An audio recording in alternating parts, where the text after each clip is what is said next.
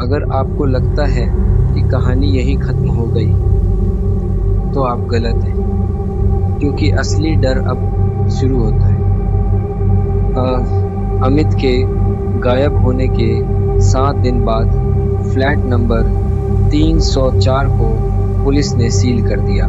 किसी को अंदर जाने की अनुमति नहीं थी, लेकिन हर रात ठीक 2:15 बजे पड़ोसियों को उसी फ्लैट से किसी के धीरे धीरे चलने की आवाज़ सुनाई देती।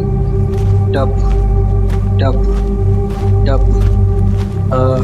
पुलिस ने इसे अफवाह समझकर नज़रअंदाज कर दिया। एक हफ्ते बाद उस बिल्डिंग में नया सिक्योरिटी गार्ड आया, राघव। रात की ड्यूटी के दौरान उसने सीसीटीवी कैमरों की रिकॉर्डिंग देखनी शुरू की। सब कुछ सामान्य था, लेकिन ठीक 2:15 पर स्क्रीन अपने आप झिलमिलाने लगी। फिर कैमरे में कुछ ऐसा दिखा कि राघव के हाथ कांप गए। सील किए हुए फ्लैट नंबर 304 का दरवाज़ा धीरे धीरे अपने आप खुला और अंदर से एक आदमी बाहर निकला। वो अमित था, लेकिन उसकी चाल बिल्कुल अजीब थी, जैसे कोई और उसके शरीर को चला रहा हो। राघव दौड़कर फ्लैट तक पहुंचा। दरवाज़ा अब भी बाहर से सील था, सील टूटी ही नहीं थी। तो फिर कैमरे में बाहर कौन आया था? राघव ने हिम्मत करके सील तोड़ी और अंदर चला गया।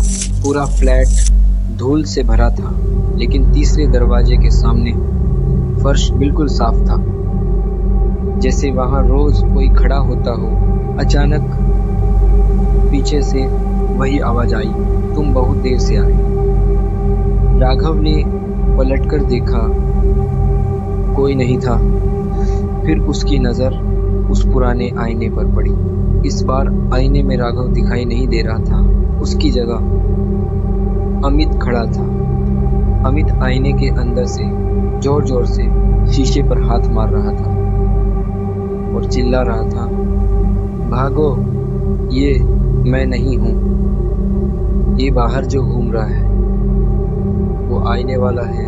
इतना सुनते ही आईने की सतह पानी की तरह हिलने लगी और उसमें से एक काला हाथ धीरे धीरे बाहर निकल आया। राघव भागना चाहता था, लेकिन उसके पैर जमीन से चिपक चुके थे।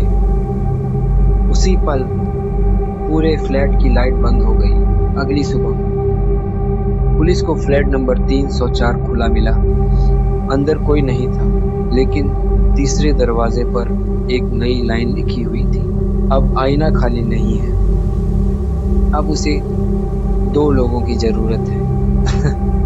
अगर आपको लगता है कि यह अंत है, तो याद रखिए, तीसरा दरवाज़ा अब भी खुला है।